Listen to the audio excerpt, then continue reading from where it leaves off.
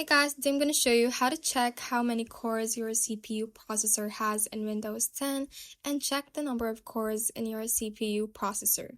First thing we're going to do is right click on the start icon and click on Task Manager right here. From here, let's go to the Performance tab and click on the CPU option, which is at the top from all of these options. And once you're here, you can see your processor. I have the AMD Ryzen 5.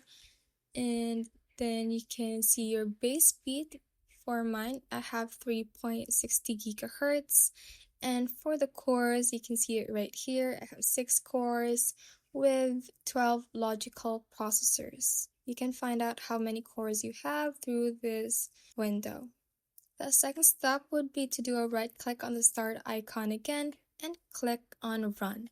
What we're going to type in here is msinfo32. Once you have typed that in, click on OK. And from here, you can also see your processor, which is right here, as well as the number of cores. Now you can activate all cores of your processor, but it is not recommended, though I will still show you how you can do that. So do a right click on the start icon again and click on Run. And what we're going to type in is msconfig.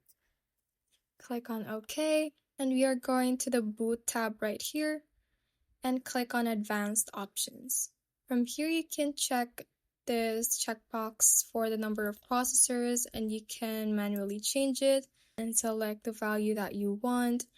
But again, it is not recommended, and you should let Windows choose the appropriate number of processors for your computer so it will work more smoothly. But you can also see and try if it works for you or not, but again, it is not recommended as it might backfire and create some errors for your computer.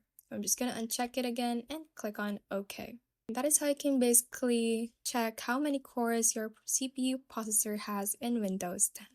Thanks for watching, and if you found this useful, hit that like button and subscribe for more videos like this.